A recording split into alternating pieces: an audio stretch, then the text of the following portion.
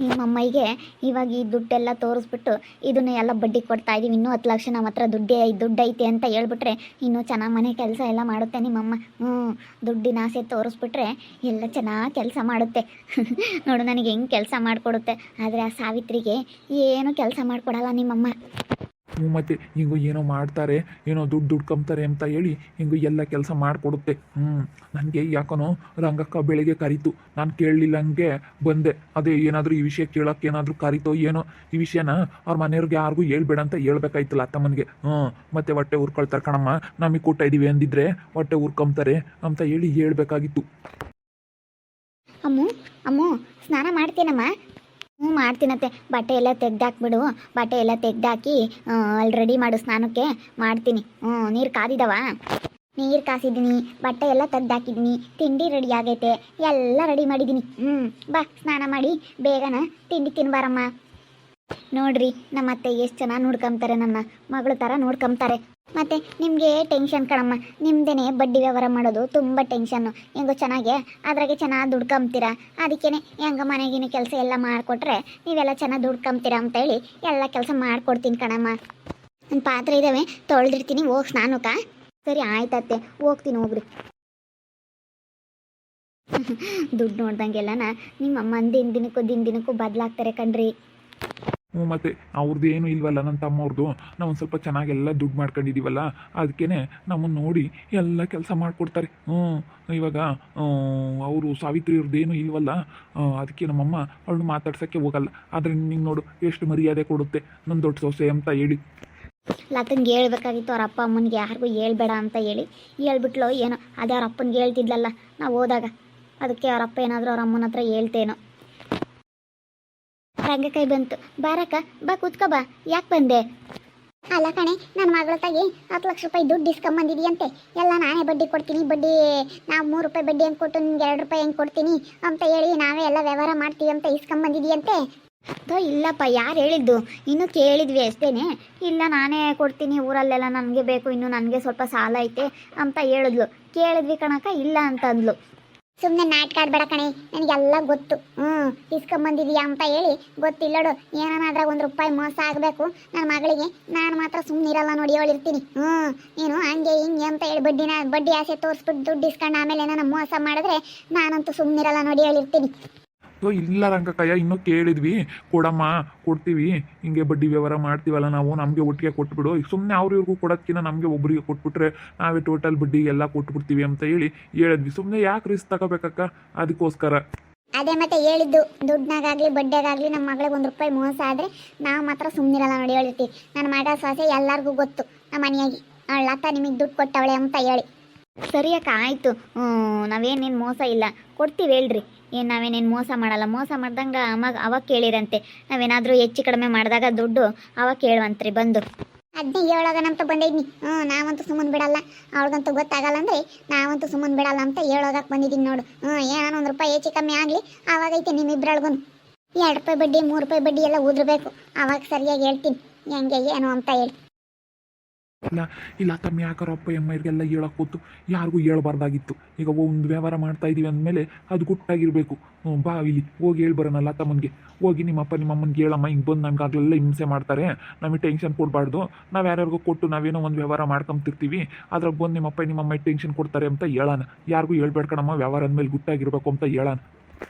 ಹೇಳ್ಬರೋಣ ತಳೀರಿ, ಈಗ ಸ್ನಾನ ಮಾಡ್ಕೊಂಡು ತಿಂಡಿ ತಿಂದು ಹೋಗೋಣ. ಯಾರಿಗೂ ಹೇಳ್ಬೇಡಾರತ್ತ ನೋಡಿ, ಯಾರಿಗಾನ ಹೇಳಿದ್ರೆ ಸುಮ್ಮನೆ ವ್ಯವಹಾರಗಳು ಕೆಟ್ಟೋಗ್ತವೆ. ಅವರು ಇವರು ಇಲ್ಲದ್ದೆಲ್ಲ ಹೇಳ್ಕೊಡ್ತಾರೆ. ನೀನು ಯಾರಿಗೂ ಹೇಳೋಕೆ ಹೋಗ್ಬೇಡ, ನಿಮ್ಮಪ್ಪ ನಿಮ್ಮಮ್ಮಗೆ ಹೋಗಿ ಹೇಳ್ಬಾ, ನಾನೇನು ದುಡ್ಡು ಕೊಟ್ಟಿಲ್ಲ, ನನ್ನ ಹತ್ರನೇ ಇಟ್ಕೊಂಡಿದ್ದೀನಿ ಅಂತ ಹೇಳ್ಬೇಕು. ಸುಮ್ಮನೆ ನೀವು ವ್ಯವಹಾರಗಳು ಎಲ್ಲನ ಇವಾಗ ಹಂಗೆ ಹಿಂಗೆ ಅಂತೇಳಿ ಜನ ಹೊಟ್ಟೆ ಹುರ್ಕೊಂತಾರೆ. ಮೊದಲೇ ನಾನು ನೋಡಿದ್ರೆ ಹೊಟ್ಟೆ ಹುರ್ಕೊಂತಾರೆ. ಉಕ್ಕಣಿತಾಗೆ ದುಡ್ಕೊಂತಾಳಲ್ಲಪ್ಪ, ಬಡ್ಡಿ ಕೊಟ್ಕೊಂಡು ಬಡ್ಡಿಗೆ ಜೀವನ ಮಾಡ್ತಾಳಲ್ಲಪ್ಪ ಅಂತ ಹೇಳಿ ನಾನು ನೋಡಿದ್ರೆ ಜನ ಮೊದಲೇ ಹೊಟ್ಟೆ ಹುರ್ಕೊಂತಾ ಇದ್ದಾರೆ.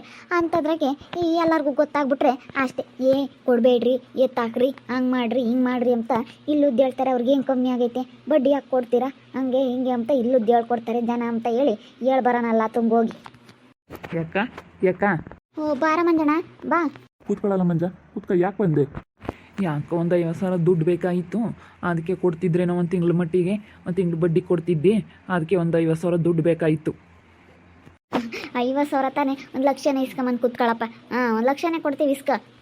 ಇಲ್ಲ ಸಾಕು 50,000 ಯಾರಿಗೋ ಚೀಟಿ ಕಟ್ಟಬೇಕಾಗಿತ್ತು. ಆಮೇಲೆ ಬೇಕಾದರೆ ಒಂದು ತಿಂಗಳು ಬಿಟ್ಟು ಕೊಡ್ತೀನಿ ಬಡ್ಡಿನೂ ದುಡ್ಡು. ಒಂದು ತಿಂಗಳು ಮಟ್ಟಿಗೆ ಅಷ್ಟೇ ಬೇಕಾಗಿತ್ತು, ಎಮರ್ಜೆನ್ಸಿ. ಅದಕ್ಕೆ ಕೇಳೋಣ ಅಂತ ಬಂದೆ. ಹ್ಞೂ ಕೂತ್ಕೊಳಪ್ಪ, ಕೊಡ್ತೀವಿ ಕೂತ್ಕ. ನಮ್ಮ ಲಾತಮ್ಮನೂ ಇನ್ಮೇಲೆ ಬಡ್ಡಿ ವ್ಯವಹಾರ ಮಾಡುತ್ತಂತ ಯಾರ್ಯಾರು ಹಂಗೆ ಅಂದ್ರು ನಮ್ಮ ತಾಗೆ. ಅದಕ್ಕೆ ನಮ್ಮನ್ನು ಮಾತಾಡ್ಸಲ್ವಲ್ಲ ನಮ್ಮ ಲಾತಮ್ಮ, ಅದಕ್ಕೆ ನಿಮ್ಮನ್ನೇ ಕೇಳಕ್ಕೆ ಬಂದ್ವಿ ಕಣಕ್ಕ. ಏ ಬಿಡು, ನಾವೇ ಕೊಡ್ತೀವಿ. ಯಾಕೆ ಅವಳನ್ನೇನು ಕೇಳಕ್ಕೆ ಹೋಗ್ತೀಯ? ನಾವೇ ಕೊಡ್ತೀವಿ ಬಿಡು. ನಮ್ಮ ಹತ್ರನೇ ಇರಬೇಕಾದ್ರೆ ಸುಮ್ಮನೆ ಯಾಕೆ ಈಗ ಸಂಬಂಧಿಕೃತಾಗೆ ವ್ಯವಹಾರ ಮಾಡಬಾರ್ದು. ಸುಮ್ಮನೆ ಯಾಕೆ, ನಿಮ್ಗೂ ಅವ್ರಿಗೂ ಮೊದಲೇ ಆಗಲ್ಲ. ಇಸ್ಕೊಂಡೋಗು 50,000 ಅಂದ್ರೆ ಲಕ್ಷ ಬೇಕಾದರೆ ಇಸ್ಕೊಂಡೋಗು. ಕೊಡುವಂತೆ ಇವತ್ತಲ್ಲ ನಾಳಿಕೆ. ಏನು ಇನ್ನೂ 2 ತಿಂಗಳು ಬಿಟ್ಟು ಕೊಡು, ನಾವೇನೇನು ಬೇಡ ಅಂಬಲ್ಲ. ಅದು ಇನ್ನೂ 2 ತಿಂಗಳು ಇದ್ದೊಟ್ಟು ನಮಗೆ ಒಳ್ಳೆಯದು. ಅಲ್ಲ, ಒಂದು ತಿಂಗಳು ಮಟ್ಟಿಗಿದ್ರೆ ಸಾಕು. ಇನ್ನು 2 ತಿಂಗಳು ಬಿಟ್ಟರೆ ನಮಗೆ ಬಡ್ಡಿ ಕೊಡೋಕ್ಕಾಗಲ್ವಲ್ಲ. ಅದಕ್ಕೆ 50,000 ಕೊಡೋಕೆ ಸಾಕು. 50,000 ಬೇಕು, ಎಮರ್ಜೆನ್ಸಿ. ಅಲ್ಲಿ ಚೀಟಿ ಬೇರೆ ಕಟ್ಟಬೇಕು, ಇನ್ನು ಯಾವುದಾದ್ರು ಸಾಲ ಐತಿ. ಅದಕ್ಕೇ ಮುಂದಿನ ತಿಂಗಳು ಯಾವ ಲೋನ್ ಆಗ್ತವೆ, ಆಮೇಲೆ ಅವ್ನು ಕೊಡ್ತೀನಿ, ಎಲ್ಲ ತೀರಿಸ್ತೀನಿ ಅಂತ. ಅದಕ್ಕೆ ಇಸ್ಕೊಂಡು ಹೋಗೋಣ ಅಂತ ಹೇಳಿ ಬಂದೆ. ಇಸ್ಕೊಂಡೋಗು. ಸುಮ್ಮನೆ ಲಾತ ಮುಂದೆ ಕೇಳಕ್ಕೆ ಹೋಗ್ಬೇಡ. ಸುಮ್ಮನೆ ಇವಾಗ ಯಾಕೆ ಅಲ್ಲಿ ಕೇಳಿ ಯಾಕೆ ನಿಷ್ಠುರ ಆಗ್ತೀನಿ, ನಿನ್ನ ಮೊದಲೇ ಅವ್ರಿಗೂ ನಿಮಗೂ ಆಗಲ್ಲ. ಇವಾಗ ಲಾತಮ್ಮನೂ ಮಾತಾಡ್ಸಲ್ಲ ನಿಮ್ಮನ್ನು, ಯಾಕೆ ಸುಮ್ಮನೆ ಕೇಳಕ್ಕೆ ಹೋಗ್ತೀಯ? ಅದೇ ಕಾರಣ ನಮ್ಮ ಯಮಂತಾಗಿ ಹಂಗೆ ಅಂದೆ. ನಮ್ಮ ಲಾತಮ್ಮನು ಬಡ್ಡಿ ಕೊಡುತ್ತಂತೆ ಕೇಳಾನೆ ಅಂತ ಹೇಳಿ.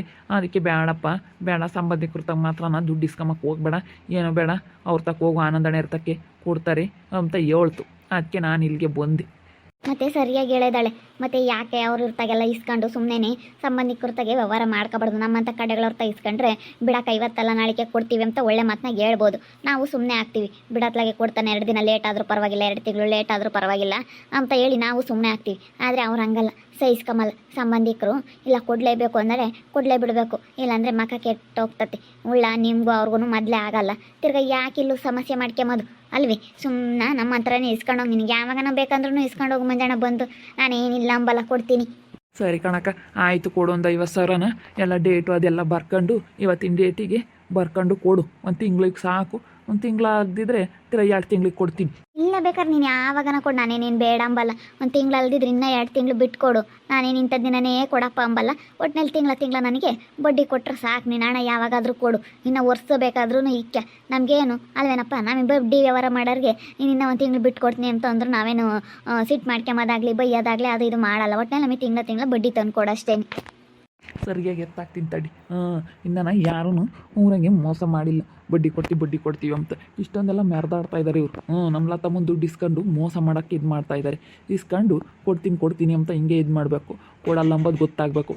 ಏನು ಹಂಗೆ ಬಡ್ಡಿಗೆ ಜೀವನ ಮಾಡ್ಬೋದು ಅಂತ ಭಾಳ ಮೆರಿತಾ ಇದ್ದಾರೆ. ಹೆಂಗೆ ಜನ ಮೋಸ ಮಾಡ್ತಾರೆ ಅಂಬೋದು ಗೊತ್ತಿಲ್ಲ ಇವರಿಗೆ. ನಮ್ಮ ತಕ್ಕ ಬಂದು ನನ್ನ ತಮ್ಮ ಗಂಧ ಸತೀಸಪ್ಪ ಹಿಂಗೆ ಆಗಿ ಎತ್ಕೊಳ್ಳೋಣ, ಹಿಂಗೆ ನಮ್ಮ ಅಕ್ಕ ದುಡ್ಡು ಕೊಟ್ಟೈತಿ, ಹಿಂಗೆ ಎಲ್ಲ ಇಸ್ಕೊಂಡು ಕೊಡ್ದಂಗೆ ಒಂದು ಸ್ವಲ್ಪ ದಿನ ಅನ್ನಿಸ್ಬೇಕು. ಆವಾಗ ಗೊತ್ತಾಗುತ್ತೆ ಅವ್ರಿಗೆ, ಬಡ್ಡಿನೂ ಕೊಡಬೇಡ ದುಡ್ಡು ಕೊಡಬೇಡ ಅಂತ ಹೇಳಿದ್ದಾನೆ. ಮತ್ತು ಇಷ್ಟೊಂದೆಲ್ಲ ಮೆರೆದಾಡ್ತಾ ಇದ್ದಾರೆ, ಹಿಂಗೆ ಮಾಡ್ಬೋದು ಅಂತ ಯಾರು ಹಿಂಗೆ ಇದು ಮಾಡಿಲ್ಲ ಊರಾಗೆ. ಅದಕ್ಕೆ ನಾನೊಂದು ಸ್ವಲ್ಪ ದಿನ ಆಟ ಆಡಿಸ್ತೀನಿ ನೋಡಿರಿ, ಚೆನ್ನಾಗಿ ದುಡ್ಡು ಇಸ್ಕೊಂಡು. ಚೆನ್ನಾಗಿ ದುಡ್ಡು ಇಸ್ಕೊಬಿಟ್ಟು 50,000 ದುಡ್ಡು ಇಸ್ಕೊಂಡು ಸರಿಯಾಗಿ ಆಟ ಆಡಿಸ್ತೀನಿ.